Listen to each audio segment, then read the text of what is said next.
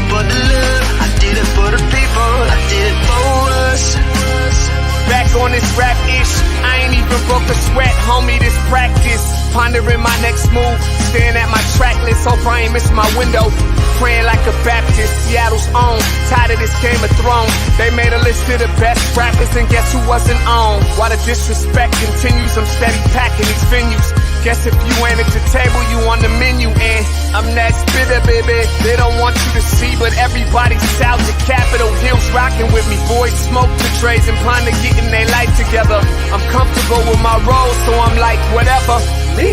I ain't got a job, but I work hard. And you don't work hard, but you got a job. The irony is I'm judged while you feel the applause. I'm slept on, that's why I had to set this alarm. My dudes is armed, I'm armed with this arm charm. Body banging like she got that cream from Barry Bonds.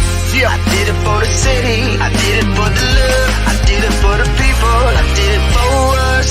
That trade season is here, a real hitter with a mic, I'm everything that they fear. With that hood ain't the same, I was all on their ass, I'm level-headed. So yo, my dudes love when I spaz, and I'm so over Seattle's passive-aggressive attitude. They don't call you back, what they really saying is F you. While I'm from the same place, I move at a different pace. I prefer if you just said it to my face, damn, I did it. I did it for the city, I did it for the love, I did it for the people, I did it for us. Average dudes with they average spit, writing average rhymes, knocking average chicks. The closer I get, I can feel the people starting to shift. I'm loyal to a fault, and everybody can't come with. Rap's a rich man's game, I'm only playing with change. They bang models and singers, I'm knocking my own flame, I'm different. The crowd, I move with the chosen few. Black thoughts, I could be the front man for the roots. No diamonds and gold, I'm on my sticks and stones. If we can see your panty line, you should have on a thong. My team is strong, through this fire we forged a bond. And they already know what it is when I get on to the hearse. Party like it's December 31st. When I'm on my deathbed, I probably cracking my nurse. You ain't got the bars to compete, I'm a verbal athlete, deflating these boys so they say that I cheat. Damn, I did it. I did it for the city, I did it for the love, I did it for the people, I did it for us.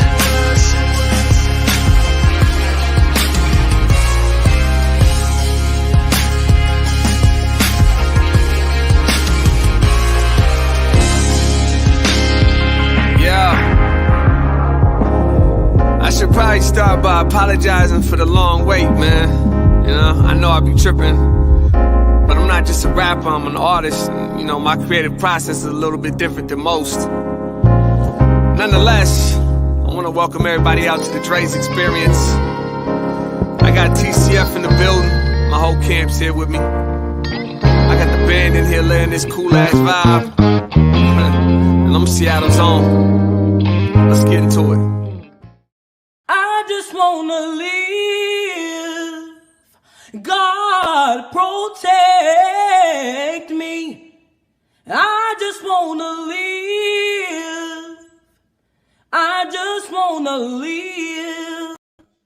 Welcome, everybody. Happy Friday Eve to you out there. Welcome to the Morning Update Show. I'm your co-host, Trey Holiday, and we got a great lineup for y'all today on this amazing Thursday. Gotta bring in my guy, Big O. What up, Big O? Trey Holiday, how are you? Hey, I'm good, man. Happy Juneteenth Eve, my friend. It's almost there. Yeah, Juneteenth Eve it is. And you know, I told myself, I finally got a haircut yesterday because I said, I'm not getting a haircut until Trey Holiday comes back. Big shout out to my man Devin over there at Hills. You know what I'm saying? Feeling nice and renewed. Looking great, my friend. Serious. And speaking of looking great, a big shout out to Ebbets Field, right? So there's a Kansas City Monarchs jersey right here, a Negro League jersey. And we actually did a really special project with Baseball Beyond Borders with Buki Gates and them, and Ebbets Field is coming out, and they brought over a bunch of jerseys. You know, Jackie Robinson started there with the Kansas City Monarchs. Different jersey when he was playing though, but like so much Negro League history and everything else. And Ebbets Field, hometown company, and a big supporter of Converge and also the legacy of Negro League baseball. So. Man, I know that made you happy. I saw those jerseys out there, man. They're looking nice. I just wish I could wear like all of them at the same time or something. Hey, want to welcome everybody to the Morning Update Show and remind you that right now is the perfect time to tag and share the stream. Go ahead and tag and share the stream with people who you feel would appreciate culturally relevant news and information emanating from right here in the Emerald City. Oh, the director is looking cautioned over there. Everything okay? Oh, okay. All right. Well, let me get back into my spiel. Want to make sure and give a big shout out to our partners over at the South Seattle Emerald and also KBCS 91.3 over at Bellevue College. Want to remind everybody that you can listen to the Morning Update Show anywhere where you listen to your favorite podcast. Right there is SoundCloud, and we're putting the link in the comments. But if you listen on Apple, on Google, on Spotify, you can check out the Morning Update Show. And the great thing about it really is that, it gives the opportunity for folks outside of Washington, even outside of Seattle, to really, stay tuned with how we're moving up here in the Pacific Northwest. And it really is great to hear that we have people listening from all over the world. Oh, it's a real honor, honestly. Yeah, no, it's wild, man. We get listenership. Literally, our international audience is growing. I'm wondering, man, do I know somebody in Iceland? Because they're listening in Iceland, they're listening down in Bolivia. You know what I'm saying? Wow. It's all kinds of places. Want to remind everybody, and we'll put this link in the comment. Although we don't have on our Pride gear today, our limited edition Converge Media Pride T-shirts are in black and white and pink. Joey Weiser just stopped by here a little while ago, and Joey picked up his shirt, so we expect to see some Joey's always styling, profiling, looking good. Always styling. And so want to remind you, limited time, go ahead and go to our website, to whereweconverge.com/shop. We also got the link in the comments. A great way to support Black-owned independent media while styling and showing your pride. Yeah, absolutely. And, it's a great thing to be able to connect with POCAN and ensure that a portion of those proceeds are going to a much needed and much deserved nonprofit that's been serving the community for decades. So that's really great also. Yeah, and we call you Queen because you're one of the queens of Converge. But this morning, and we'll put this link in the comments too. You can go to our website. We've got a feature up there on Julia Jesse. Julia Jesse, the clapback queen of Converge. Yeah. So that's up there on our website right now, man. It's a great story. Julia Jesse, it's a great story with Julia. I was overseas 10 years ago, and Julia started following me on Twitter. In every country I'd go into, she'd ask all these questions. What do you do? How do you do this? How do you do this? Blah, blah, blah. And really, she Twittered her way into an internship when I was in Dar es Salaam, Tanzania, and she got hired on over there and worked over there across East Africa for 3 years. And so I've been knowing Julia for a long time, and man, she's just really thriving in her purpose here on Converge, but also a strategy and communications consultant for Washington, D.C. Council member Trayon White. So you're making moves. Yeah, I mean, that's the great thing. And I think, a lot of, her perspective is so rooted in that history that you just described, in what she's doing, how she's working in D.C., how she's, understanding the culture, literally. And so, clapback culture really benefits from Julia Jesse's legacy that she's building for herself. So it's a great thing that she's right here with us at Converge, an amazing queen. All right. I think that's all of our pre-stuff here. People are like, why don't you guys, because we got all this stuff too. Why don't you have an iPad? Why don't you have this and that? I'm old school. You see these grays in the beard? I like my piece of paper. We even got teleprompters here. We haven't used teleprompters on this show. So next up, this is big news here. Juneteenth is getting ready to become a federal holiday. Biden to sign bill making Juneteenth a federal holiday. That's from the Associated Press. Kevin Freaking is named there. So Trey Holiday, we got out of it in front here in the state of Washington, where Governor Inslee a few weeks back signed Juneteenth into being a state holiday here. It's going to go into effect next year. And the Juneteenth holiday there in Washington, D.C., it looks like it breezed basically through both houses. In the Senate, it was passed by unanimous consent, which means that nobody objected. The Senate, they can really bog things down if they want. Right. You know what I'm saying? unanimous consent, and then in the House, everybody voted for it except for 14 representatives. So basically, it sailed through both houses of Congress, and we're waiting for President Biden to sign it, and I think it's going to become the 11th federal holiday here in the United States of America, Juneteenth. You know, it's so amazing. And when I think about, you know, the legacy of Seattle celebrating Juneteenth, I got to go back to Miss D. Charlene Williams, who was the first legacy member of the Central District to bring Juneteenth right here to Seattle's waters and streets.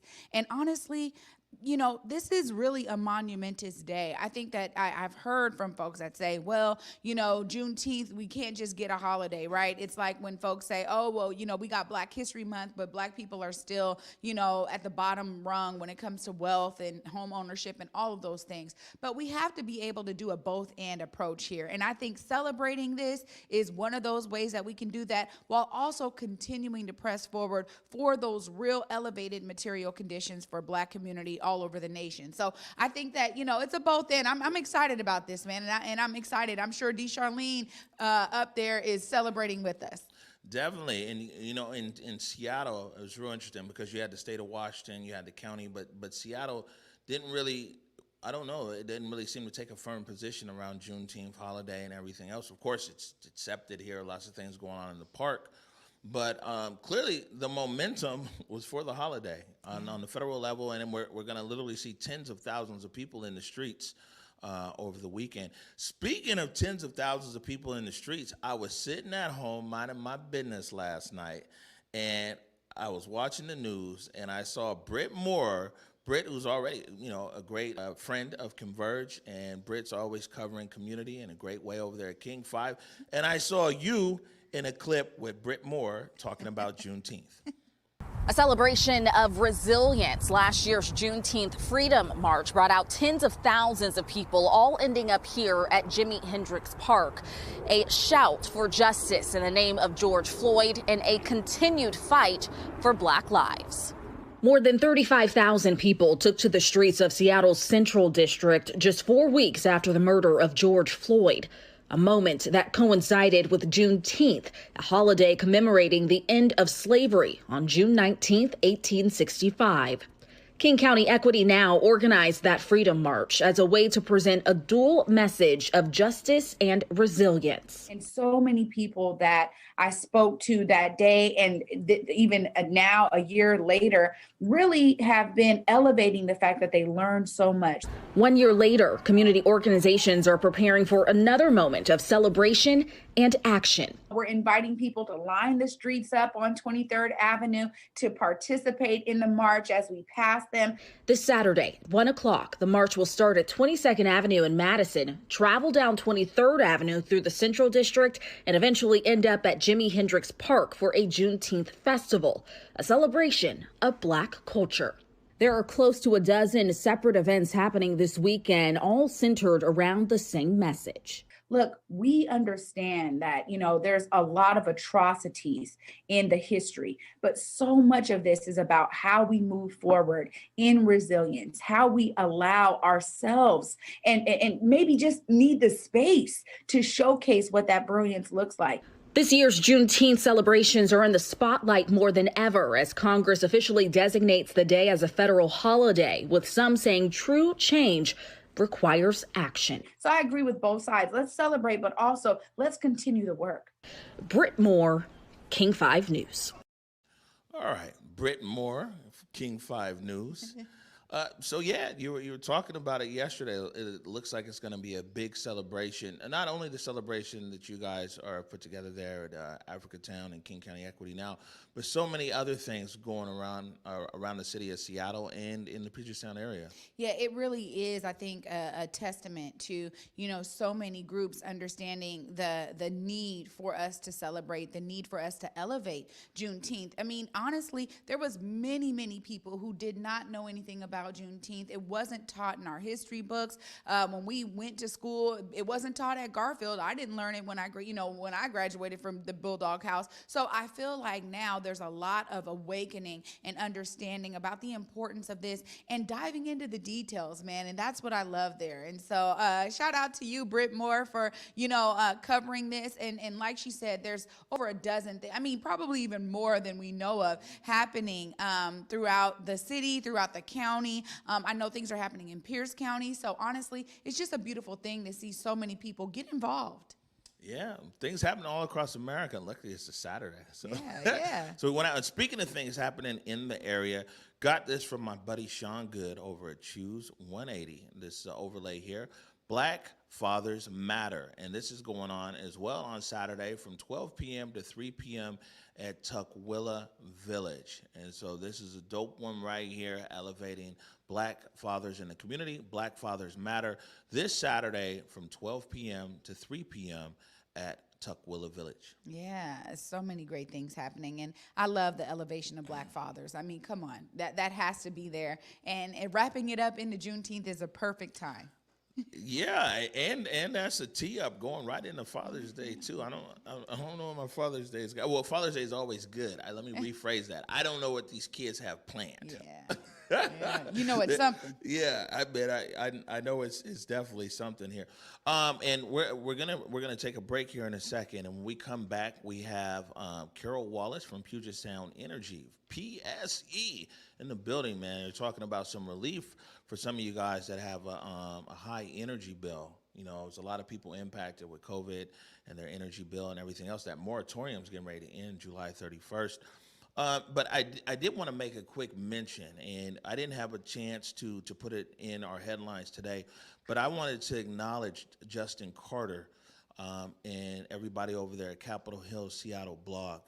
And, Capitol Hill Seattle blog is a small outfit, bigger than us, but a small outfit compared to some of the other media in our city. And if you go there today, you'll see that Justin Carter has talked about, unfortunately, 2 people that were murdered in the city. One was in Interlaken, and one was Sultan up there on 23rd and Jackson. And I just want to acknowledge that the Capitol Hill Seattle blog tries its very hardest to put a sense of humanity and a face on some of these things that occur in our city. It's a big news cycle here, and a lot of times people just read maybe what's in the police blotter and move on. But Justin and his team have been continuously intentional about things that impact our community, especially when people pass away. We talk about this all the time, that when you pull back the layers, when you dig a little deeper, you really get to the heart of the story there, and you're able to center humanity in it. So I love being able to give Capitol Hill Seattle blog that shout out. We work really hard to do that here, so it's great to be connected to another media outlet that does the same. Yeah, for sure. And you can check out Capitol Hill Seattle blog at capitolhillseattle.com. We're going to take a break right now. When we come back, we're joined by Carol Wallace of Puget Sound Energy. You're watching the Morning Update Show. I did it for the city. I did it for the love. I did it for the people. I did it for us. Back on this rap ish, I ain't even broke a sweat, homie, this practice. Pondering my next move, staring at my track list, hope I ain't miss my window. Praying like a Baptist, Seattle's own. Tired of this Game of Thrones. They made a list of the best rappers, and guess who wasn't on? While the disrespect continues, I'm steady packing these venues.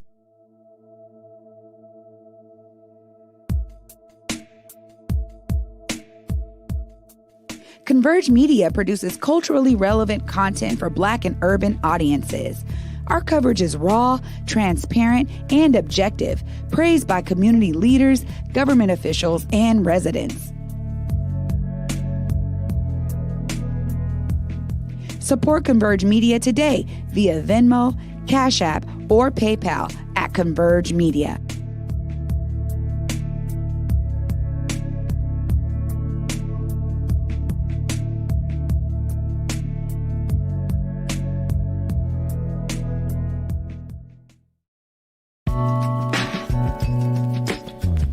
Hey, it's Jake from Converge Media and Get the F Outside. I hope that all of you are taking advantage of the ability to be outdoors and enjoy nature as our summer months heat up. One other thing that you can take advantage of here in the King County area are free COVID-19 vaccinations. There's all kinds of options for pop-up clinics, and the vaccine is able to be administered to anyone 12 years and older. And did I mention that it's free? You don't need insurance, and they don't care what your citizenship status is. And that kind of sounds like the way things should be anyhow, but we'll save that for another conversation. Information and resources are available at kingcounty.gov/COVID, or you can call the COVID-19 call center at 206-477-3977. Washington, we are almost out of this, but we got to stay locked in for the home stretch. Let's get vaxxed out so we can max out our time with friends, family, and in the great outdoors. Vaxxed out so we can max out. Welcome back to the Morning Update Show. I'm your co-host, Omari Salisbury, and right now I'm joined by Carol Wallace of Puget Sound Energy. Lots of people know it as PSE. Welcome to the Morning Update Show. Thanks for having me. All right, good stuff. So I know that you guys have a program going on right now around COVID relief on the bills and everything. And before we get to that, though, I'm a kid from 29th and Jackson, went to Gorefield High School. All I know is City Light, and that's our provider here in the municipality. Maybe you can tell us a little bit more about PSE and its service area and things like that. Sure. PSE is a old company. We started in 1873 with Seattle Gaslight, and through a bunch of mergers and acquisitions, most notably in 1997, when Washington Natural Gas merged with Puget Power, we became Puget Sound Energy. So we provide natural gas service within the city of Seattle. There we go. All right, I remember both of those. So it's natural gas is you're a natural gas provider. Correct, and Right. electricity. We provide natural gas in the city of Seattle, City Lights, the electric, and then we provide gas and electric on most of the east side, and we have electric in Whatcom County. So it's kind of Power company. yeah. All right, good stuff. Yeah, I didn't realize your roots went that far back. And when you bring up those original companies, yeah, I definitely remember those growing up as a kid. Mm-hmm.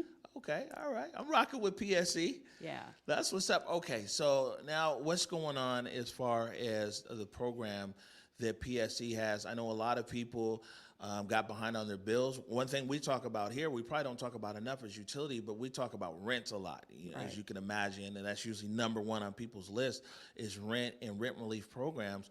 But tell us about the program over there at PSE. Sure.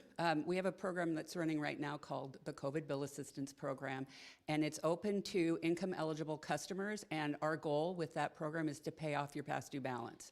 So if you qualify, we will put a credit on your account, and your balance will be zero. So it's a really important help for people that just can't pay that past due bill, because there's a lot of customers in our area that haven't been able to pay over the period of the pandemic. And why is PSE offering this program?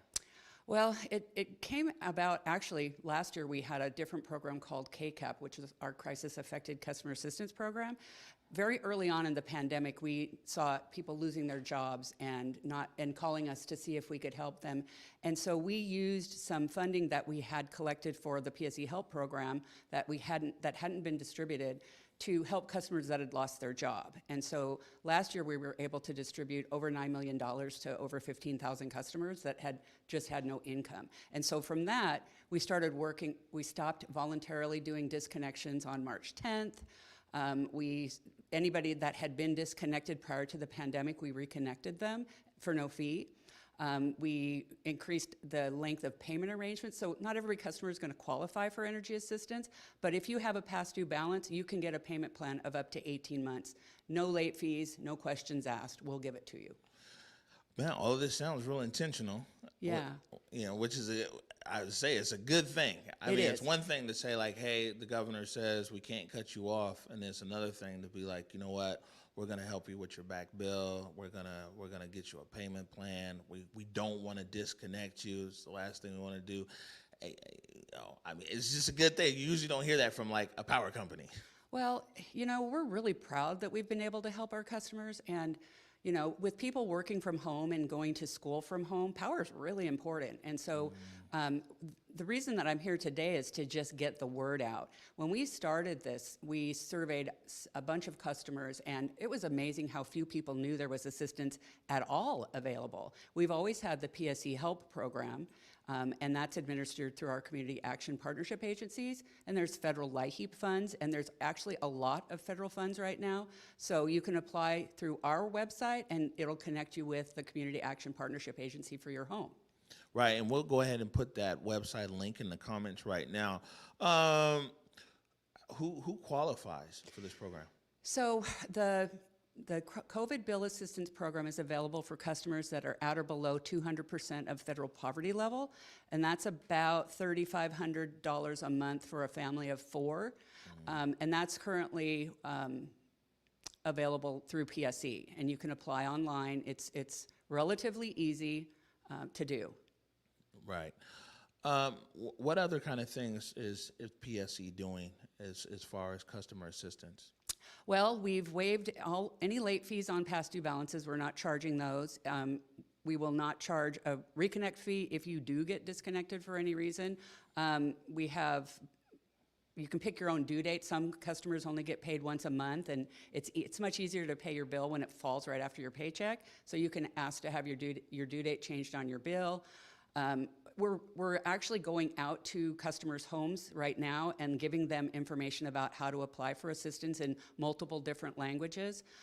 We've created videos on our website in different languages for customers that don't speak English so they can understand how to apply and what to do. And we're working with our governmental agencies. We're distributing information through the food banks in Western Washington. So we're really just trying to have every customer understand that if you need help, you can get help, and we will help you. And so it's just really important that they reach out. Wow. I mean, it's like a full court press over there at PSE, huh? Yeah, it's really important to us, and we've had employees ourselves. We were worried, would we have to lay off our employees? And luckily we were able to distribute them to other jobs, and we managed to not do that, which has been awesome. But I know many companies haven't been able to do that, and it's put people in really difficult situations financially. All right, good stuff. Before we let you go, I want you to do me a favor. Look right into that camera right here, the one there on the right, and you let people know exactly what you want them to do. I would like everyone who needs assistance to reach out to us at PSE. You can go to our website and see if you qualify for assistance. You can actually self-service, sign up for a payment plan if that's what you would like to do. And you can also call our customer care center. Our agents are ready and waiting to help. All right. Carol Wallace, Puget Sound Energy, thanks for sharing this information with us. I mean, this is the kind of information that our viewers appreciate, whether it can help them directly or help a friend or neighbor. They like to share and pass things along. And I just want to acknowledge the intentionality of Puget Sound Energy of wanting to get the word out. Thank you. Thank you. It means a lot to us. Yeah, no problem. We're going to take a short break right now. When we come back, we're going to be joined by the Reverend Harriett Walden for Mothers for Police Accountability. You're watching the Morning Update Show. I did it for the city. I did it for the love. I did it for the people. I did it for us. Back on this rap ish, I ain't even broke a sweat, homie, this practice. Pondering my next move, staring at my track list, hope I ain't miss my window. Praying like a Baptist, Seattle's own, tired of this Game of Thrones. They made a list of the best rappers and guess who wasn't on? While the disrespect continues, I'm steady packing these venues.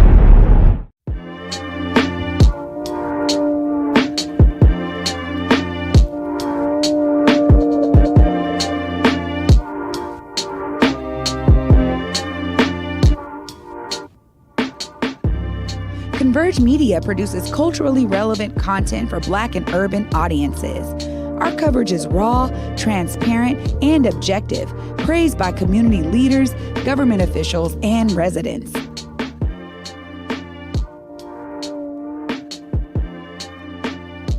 Support Converge Media today via Venmo, Cash App, or PayPal at Converge Media.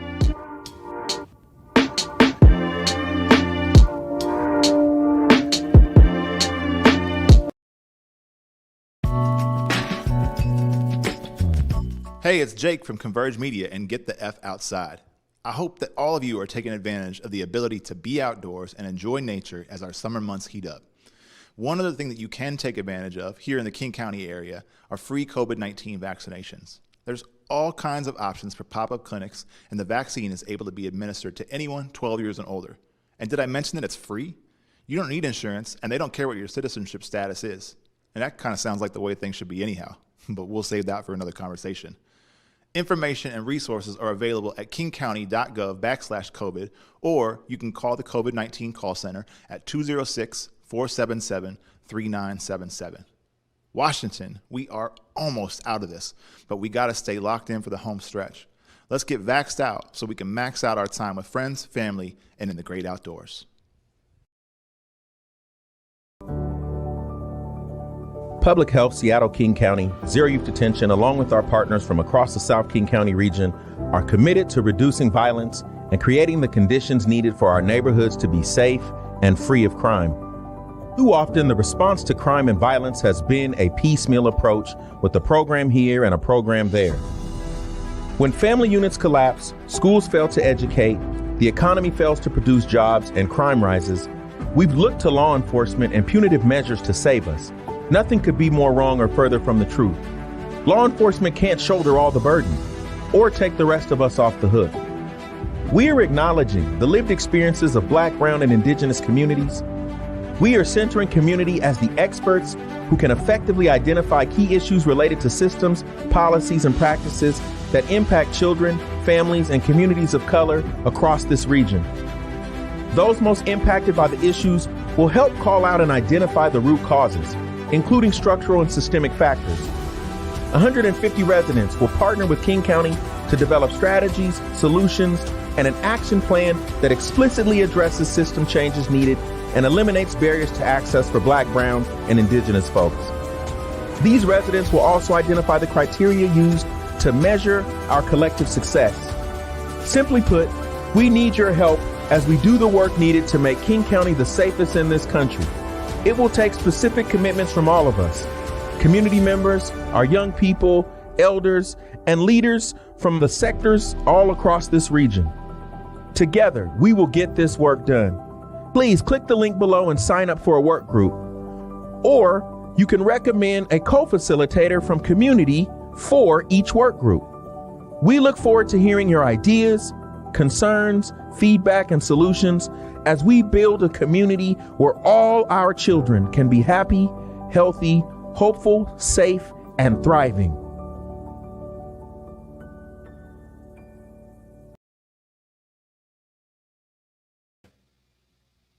Welcome back, everybody, to the Morning Update Show. I'm so excited for this next segment because, it's not just me and Big O here anymore.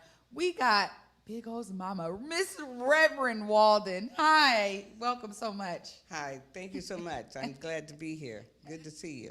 Yes, always a pleasure to be in space with you. Yes. And you guys, I would be remiss if I don't say this is the queen Capricorn of us all. Yeah, I'm a Capricorn. I love it. You know I was going there, Omari. Yeah, no, for sure. My mama might be the only person that gave these guys a break down the set. I say it was a long break for us. These guys were in here moving around, trying to break down the set. Welcome back to the Morning Update Show, Mom. Well, thank you so much. Thank you. I like being here. You like being all right? Well, we like to have you too, and I'm guessing there's probably a lot of hearts in the comments right now. Yeah, this is cool. I like media. All right, good stuff. So I know we're going to talk about a few things here today. Mm-hmm. Is one for so people might not know is that you're the founder of Mothers for Police Accountability. That's right. It used to be called Mothers Against Police Harassment. That's right. 30 years after it. Mm-hmm. 30 years after it. So we'll get to that. Mm-hmm. But a lot of times we have guests come in for these kind of conversations. We talk about a few other things first, before we get to it. And me and Treyana have had the opportunity to come out there because you host a radio show. Oh, yeah. Right? Huh? Yes. KK and it. But you see, they got the other mics at the radio show. See, our mics we got over right there. But we got a little bit of video right here. So there it is out there, KKNW, 1150 a.m. And you're on the radio every Monday from 2 to 3. That's correct. 2 to 3. Why don't you tell us a little bit more about the radio show, how long you've been on air, and how you feel about it? Oh, yes. Well, listen, I've been on the air for 7 years. My time is from 2 to 3 every Monday. The goal is to keep the grassroots voice alive, not only in Seattle, but around the country. We've interviewed people from around the country, like Harriett Williams. She wrote the medical apartheid book. I mean, just lots of people from Los Angeles, New Mexico. I've been to Albuquerque, New Mexico. I did my show from Albuquerque, New Mexico. I did a show from Salt Lake City, and I did a show from Kansas City. We be thinking it's a big deal when we go up the block. and you hear this, Trey. I'm always telling people like, man, Convergence been around here for 4 years and blah, blah, blah, blah, blah. And you hear Mom's is talking about 7 years on air over there at KKNW. Yeah, I mean, honestly, it's always such a pleasure. I'm always grateful when I get that call from you. You say, hey, come on, what's up? Yeah, I need you on the show today. I said, hey, let me just clear out my schedule to make it happen. I appreciate it. Honestly, it really is an honor, and I understand that it's such a continuation of a legacy of you being so connected and plugged into community. So thank you for all your work on the show. Well, thank you. I like for your yes. You always bring so much energy when you come. And when Omari comes in, it's like, oh my goodness, it's a big production. He comes in, he gets it like, oh, okay. And I learned so much from watching him on the air. I mean, when he's on doing my show, I learn more. I learn a lot too. Well, I know we got to do one together. Yeah, last time, so that was nice. Yeah, I like that. See, because I'm still learning. Because I want to up my game. I want to have an excellent show. I want to be more productive and have more guests and stuff. So I'm learning from other people, and like you all, Converge Media. I take some of these clues and I say, okay, yeah, I can do better. So as long as there's life, you can always do better. So yeah, let me go do better. Now people see where we get it from, and in that article that was in the Seattle Times 2 weeks ago, man, it was real deal. Coming back here, a career in media, and couldn't get a job, let alone an interview anywhere, and it was like the only person that would put me on in media in Seattle was my mama. You know what I'm saying? I'd be out there. That was the best hour out of my whole week. Go out there to Hubbard Radio, to KKNW over there in Bellevue, and to be in that studio. And I mean, it was like transported in another world. And it was like, and I would tell you at the time, be like, Mom, you have no idea what this means to me. So now you're here, the studio, all this stuff, Converge, whatever. But I'll never forget coming out there to you always made space for me, man. That was great. So appreciative. It's great. And a lot of times on Mondays, I just couldn't make it. We had to be in court or something else with Community Police Commission. But I knew that Omari would have an excellent show. I knew that you would have an excellent show. And again, like I'm learning from you all, excellence, it's like, yeah, you want to get your guest on and have a good dialogue and I come prepared. I mean, an hour goes really quickly. You know that. I mean, really, it goes quick. And so I used to over prepare. But now it's like, oh, okay. I mean, I got it. But I'm still learning and stuff like that. So it's all cool. We're still learning too. For sure. And I think that's the constant. The opportunities that we have in community media is to be so authentic, right? And always be striving for how we can be even more efficient. And so I agree with that. And I think, one of the things I really appreciate about your approach is that authenticity, right? It's like people are just, your show is just capturing you having really great dialogue with folks and really, diving into what they're there to talk about in a way that really allows folks to kind of be brought in. So, and that's right. It's not overproduced in that way. You know what I mean? It's really great and authentic. Well, and that's what happened last Monday. This past Monday, I had Angela Davis on. Our local Angela Davis, and she has started the homicide circles to have a sacred space for people who've lost their loved ones. This is the first time ever in Seattle that this is happening. I was part of that sacred circle, and immediately I said, you need to come on my show because the people need to understand that there's a safe place for you to come, that you can come and talk about your loved one that's been taken away, and hopefully some of the people who are still hurting, because that hurt is real, Donita and a lot of other people, that they could come and be part of the circle. And I had the opportunity to bring that forward on my show this past Monday, so that was pretty hot. Yeah, and speaking of, when we talk about the community and the community still hurting, and yesterday we had actually put a small video together about Tyrone Love. Oh, yes. And we've got an overlay right here. Okay. This was from 23rd. 23rd, this was on Cherry. In between 23rd and Martin Luther King. This was almost 12 years ago. That's right. When you were out there. There's a press conference because we're looking for people to come forward with information about whoever murdered Tyrone Love. That's right. And so kind of digging in the archives there, with Mothers for Police Accountability. And that was breaking the silence too. We were asking people to break the silence. Break the silence. On this, because the silence is deafening. The silence is deafening, and that's what that was about. We kicked off that campaign with SPD, and we had a number to call for people to call. Let's call it. Let's do this. Breaking the silence. I was out there with my walking stick. The flip side was just a real conversation. Is that we really live and work and do all kinds of stuff with killers around us. That's right. Our mamas and grandmamas ride the link right rail, the bus, this and that, and the person next to them might have murdered somebody. That's right, exactly. Tyrone Love's murder is still unsolved. Still unsolved. After 12 years, right. and we talk about that, and it's good to hear you and different groups and organizations as well talking about how the trauma just never really leaves our community. Right. Just in a 40-second video montage yesterday, you could tell how it impacted Trayana, just, seeing Tyrone Love. It's been 12 years. That's right. And also his mother died from a broken heart. Yes, she did. Yes, she did, I promised her, I said, Alberta, no matter how long it takes, one day we're going to solve that case. And we're going to put pressure where pressure needs to be applied, and we're going to still do that. We have not forgotten about Tyrone Love. Somebody with love, somebody walks up and kills somebody with the last name Love, how disconnected can you be? Well, I think whoever it was, right, I gotta say, they had no idea. They couldn't have had any clue of how beloved Tyrone was and how connected he was.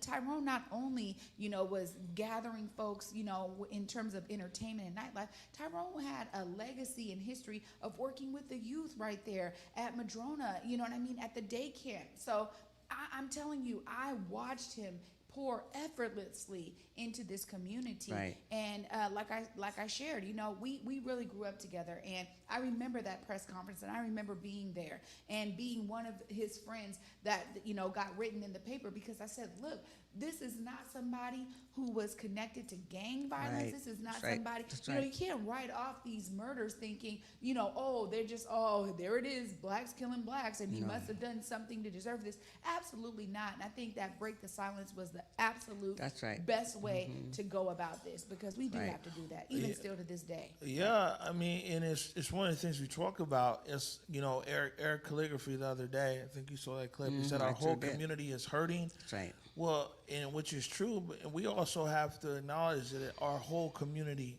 needs to come together on this. Now, there's other stakeholders out there as far as public safety. You talk about the police, you talk about other things that are there, but having a police force, or even having third-party social services and everything else does not put our community members in the clear. No, We are the people we've been looking for. That's right. It's That's up right. to us to That's save right. That's us, right. and it's up to us to save our youth and our right. community. And if all these other entities can layer on top of that, great. But it starts with us caring about these young kids that are out there. It starts with us caring about our community. Well, and also it starts with us to be able to teach the legacy, to be able to hand down the greatness of black people. Like even we're talking about with Juneteenth. Because really, if people understood how great we are and how much we've gone through, this is a blip in time compared to what our ancestors have gone through. And so, yeah, we can do this. I have so much belief that we can make a difference. We can do this. We really can, because we're the only one that thinks a black baby is beautiful when they put us in their arms. Yes, Just think about your babies when they were born, okay? That smile, and you're just so proud. It's like, oh, yeah, this is my baby, and so we take that, this is our baby's energy again out into the world, and we see them, and we can say, hey, like Dr. Mims always say, hi there, genius. I used to call guys come at me, and I used to call them when I couldn't tie my shoes before I had my surgery. I would call them and say, hey, Renaissance man, come and tie my shoes up. They say, me? I say, yeah, you're a genius. Come and tie my shoes. I didn't know him. And then when they got finished tying my shoes up, I said, Renaissance man always pulls his pants up and tighten up his pants. So you're a genius. They tighten up their little pants and go, oh, ma'am, you're the only person that ever called me a genius. I said, yeah, you're a genius. You know, you were genius enough to come and tie up a lady's shoes you didn't even know, you know? I mean, there's so many ways to do this. We have to bring out humanity. We have to do it from heart to heart. The children know it. I mean, young people know when you're not authentic. Everybody knows when they're loved, even a puppy. So, you know, yeah. Yeah, it starts with love, and, Oh, and it I does. think you're so right about that. And you know, in talking to so many of the elders, that's what I hear so much echoing all the time is, you know, showcasing that love, because that was really the backbone of our principles and values. When we think about legacies like Tulsa, Oklahoma, and those black towns, all those amazing black towns, it was really exactly what you're talking about, the love. And it wasn't just about your family. It was about everybody around you. It was about celebrating that love. And so I agree wholeheartedly. I think, you know, one thing I just want to ask you is, you know, when we talk about having those interactions with younger folks or folks, you know, in different generations, how do we ensure that they see that it's something that then they need to carry on? Well, I think when we can call out their greatness and then ask them to actually share what they found and what's in them, you know, and then they're going to remember something. And I think another thing that we should do is absolutely have them start doing their genealogy, because there's somebody in their past that they can learn something from. See, I mean, somebody in their past, a great-grandmother or somebody. You know, it's the stories. Again, it's the stories. We have to create a new mythology. And the mythology of the people is that we're not, what we see now is not what we were. And we have to understand that this right here is an aberration on the blip of time of the history of the great African Americans, the Negro, the colored people who absolutely built America.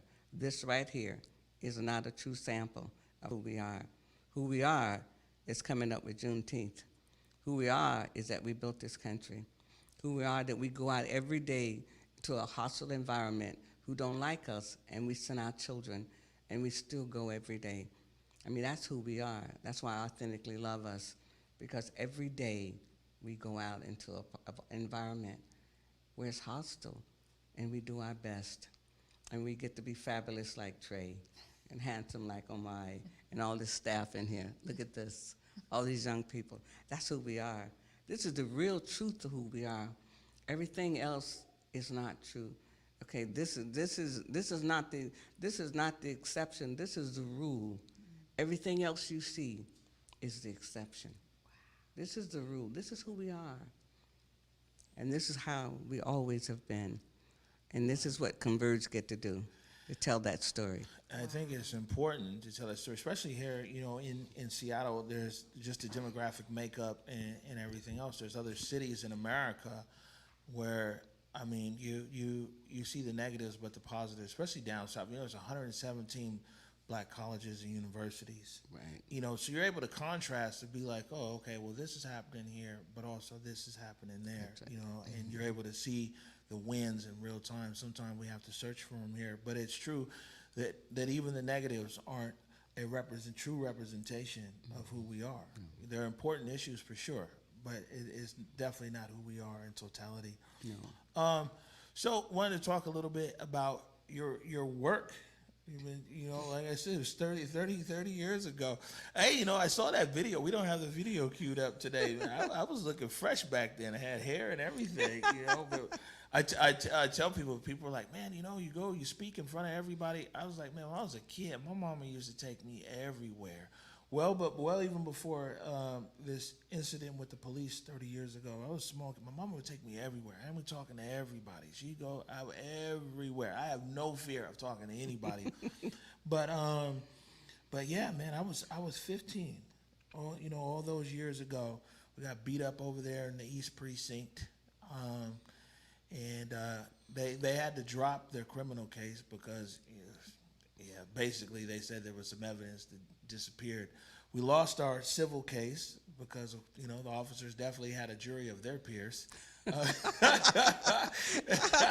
had their own law firm that represented them too. They had a jury of their peers, but man, over 30 years. I mean, you could talk a little bit about what this has been like, and then we'll talk about some of the stuff going on today. Well, it's been a long journey. I mean, I never thought that I'd still be doing this 31 years later. I did not. I had no idea. I stood up for my children because nobody else was standing up. My children was not criminals. I mean, the police was making everybody take the position, and that's get out the car, put guns to their heads, and wait and see days, and all of that stuff. But really, I knew that I had to do something. And I did, and I started with my friends. I always start with an open door. I called my friends, and we started Mothers Against Police Harassment because that's what they were doing. They were harassing the young boys. I mean, everybody jaywalk across the street from Garfield to his Zelds or whatever, and only the black kids would get stopped. I mean, the jaywalking tickets was just terrible. And there was a lot of stuff going on in our community. I mean, granted, we did have an influx of Los Angeles people bringing in guns and drugs and that kind of stuff. But all our children are not criminals. And it's amazing how we know who are criminals and nobody else does. I mean, they always go pick on their kids who don't ever have a criminal record. I mean, all the other people, they're not even bothering. So, we stayed around here, and like I said, more than once, the police chief at that time said, oh, you women need some husbands. You little old women out making trouble for people. Y'all need to go home. Well, 30 years later, we never went home. We just kept at it.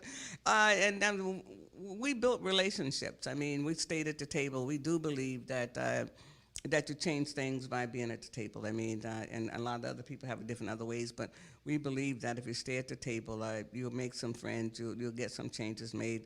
I mean, we're the reason why they do have the Crisis Intervention Team, the CIT. When they killed Beauregard Mitchell, he was 84 years old, and we were outraged that this man had escaped being killed. He got killed over in Jackson in 1976, I think it was. And we started working with the police then about having a CIT. I mean, because really, I mean, a lot of times people in crisis, they need help. I mean, a lot of times, and they need to be able to get up to the hospital, to Harborview. And so we worked with them. It took us about a year to get the crisis intervention training. And at that time, it was volunteer. Norm Stamper was the police chief during that time. And also they had the man who had the sword that held up Seattle for 8 hours with the sword, and then they finally was able to de-escalate that with the water hose, old-fashioned water hose. But at least they didn't kill him. They did not kill that man. And Norm Stamper said he got emails from across the country saying that, why don't you just kill him? And then he got emails from people said they had mental health people in there, people who had mental health issues in their family, and they were glad he wasn't killed. So over the years, one thing about litigations, they usually don't change in the policy, and so we've gotten policy changed over the years. We did change our name in 1996 to be Mothers for Police Accountability. You just can't be against things all the time. You got to be for something. So we were for accountability. And we've been using police accountability name that since 1990. So now it's a household name. Everybody uses it, and accountability is for everyone. And the reason why we stayed around so long is because we believe that accountability is for everyone, not only for the police. The police need to change, but so does the community. Little shorties need to put the guns down. They need to stop selling dope and everything else. And teachers need to teach. I mean, accountability is for everybody. So that's what we believe. We don't just believe accountability is just for the police. We believe that accountability is for everybody. And we were the first ones to do what you do when you get stopped by the police, workshops. We taught young people that the most macho thing sometimes you can do is to be quiet. They talk too much, because whatever you say is going to be used against you. And so sometimes they just say, no, be machos, be quiet. Officer, if I'm under arrest, am I a suspect of a crime? And if so, I want an attorney. That's all you need to say every time. Am I a suspect of a crime? That was 30 years ago. That's right. Doing those workshops. That's right. I mean, I say that, and one thing amazing, like it was 30 years ago, but I'm saying it amazing that 30 years later, there's still people doing workshops. Yes. You know what I'm saying? Mm-hmm. It's a lot. You've also been a CPC commissioner. Well, yes, I was part of, actually, John T. Williams got killed August 30th, 2010. and a group of people that was working on police accountability issues came together, restarted the MEDC task force on police accountability. And we worked on that, and a group of 34 groups signed a letter asking the DOJ to come to downtown to investigate that shooting, and they did. They found Seattle was out of alignment with a lot of places, unconstitutional policing, use of force, bias stops, and detention, and all of that. And so as a result of that, it was a consent decree entered with the city of Seattle and the Justice Department, and I was appointed by McGinn to be one of the commissioners. I'm the longest commissioner on there. My time is just about up because when we became established in 2017 with the legislation, we went from 15 commissioners to 21. So that's why I'm still on there. And I've been a co-chair for 5 years. This is the first time in 6 months that I have not been a co-chair. so now I'm just a regular commissioner. And the commission has done a lot of things. I mean, people sometimes don't all get everything that we have done. And we worked on a lot of policy changes for the Seattle Police Department. Most important thing is we did is that we tried to educate the people around the community around the contract, because the contract that they signed in 2018 really was no good. And now people want to defund the police. They should be working on the contract. Even if you only got 50 police officers, you're going to still have a bad shooting sometimes, and you need a better policy. The policy is hooked up in the it's all of that is in part of the contract. And so if people want to have a better police department, they need to be working on the contract and be understanding what the contract is and how the city gives away things way too much. And so that's what I would advise people to do, is to work and to just understand the contract. Well, you know, I think so much of your work really sets such an amazing, strong foundation for what we just saw happen in this past legislative session. And so I got to ask you, as we talk about, you know, these 7 different legislative actions that really are allowing Washington State to lead the nation with regard to police reform and accountability. How does that feel for you? Because you've literally dedicated so much of your life toward this work. Well, you know what? This is a great day for us, a great time in Washington State. And it was the families of the people who had police violence, the Washington Coalition for Police Accountability, Davina Briscoe, and those people, 17 families in the Black Caucus down there. This was a great time for Washington State. First time you had that many black people in the legislature. I mean, elected people, and they got it done. They really got it done, and the families, they carried that water.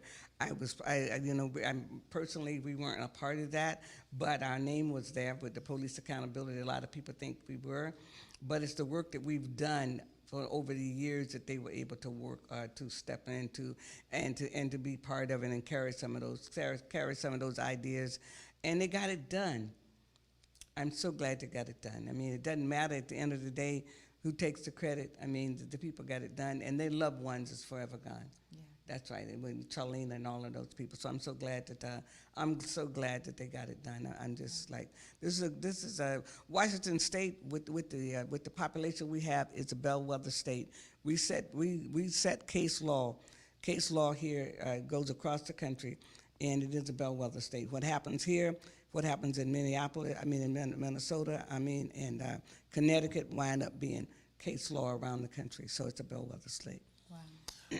So, you know, a lot of these things, especially appointments, assignments, you talk about CPC, and you've been on so many task force and commissions and everything else, but what remains over the last 3 decades, Mothers for Police Accountability. Why don't you tell people, like, what are you guys are up to now, what's coming up, how they can support? Well, thank you for the opportunity to say that. What's coming up for mothers right now is we're still trying to build capacity again, because I spent 5 years at the commission doing that work. We want to looking at our 30th. We missed our 30th year party. We don't want to miss our 31st party, so we're working on that, and we're looking for some help with that. And also, we actually would like for people to think about supporting Mother's Justice Show, because I love being on the air. I mean, it is to pay to play radio. You pay to have your own voice heard. Everything is. Don't worry, it's not pay to play here. You come out here anytime. Well, and so they could connect. They can support Mothers Justice Show by going to our website there and give a donation and become a friend of Mothers Justice Show. You could be a friend. You could be a friend And of we ours. put the link in the comments. I think Ibrahim put the link over there. Well, this is good stuff, Mom. And we're not gonna change this setback and to end the show. So we're gonna end the show like this. Okay. And so, but we'll start with you. Any last words here for our viewers? That's your camera right there. All right. Well, for my last words, it's be the best you can, do the best you can, and give mercy when mercy is necessary. Give kindness, because that's what you're going to get back. Let's do this together. Let's work. Let's smile, and let's give what we can while we're still here. All right.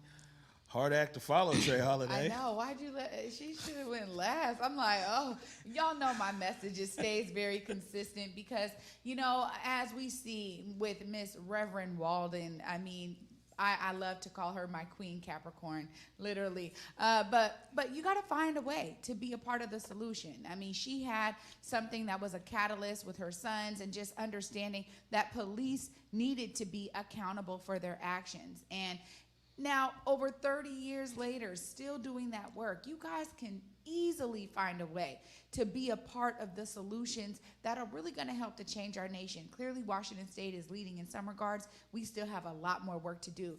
Bring yourself into the fold and find yourself as a part of the solution.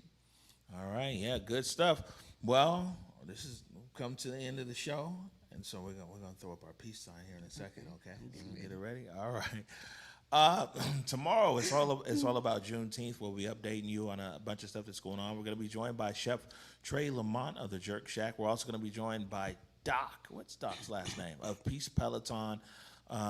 We've got Katoya popping in from the YMCA. YMCA has a bunch of stuff and some of everything else. So on that note, as we get out of here, I want to remind you to go forward in your purpose, go forward in your humanity. You ready, Mom? Mm-hmm. And until tomorrow at 11 a.m., peace. Lift every voice and sing till earth in heaven ring, ring with the harmonies of liberty. Let our rejoicing rise as the listening skies. Let it resound loud as the rolling sea.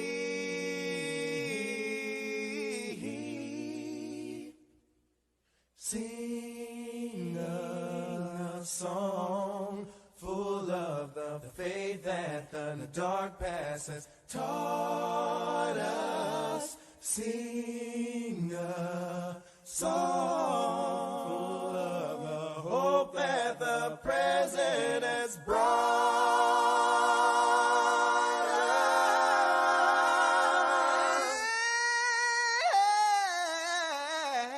us. Facing the rising sun of a new day.